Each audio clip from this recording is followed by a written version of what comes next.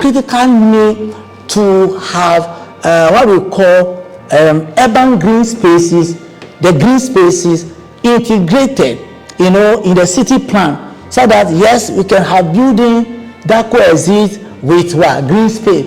In having these green spaces within our cities, apart from the fact that it helps to control temperature, it also has additional advantage of serving as something like a sponge that we begin to move vertically our buildings, construct buildings vertically, vertical development of building.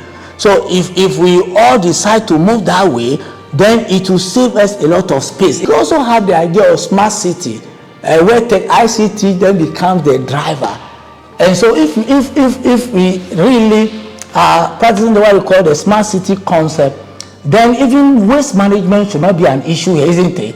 So we use technology, the ICT and so on, information to solve our problem, but we should be able to manage our waste efficiently in such a way that that doesn't become an issue at all.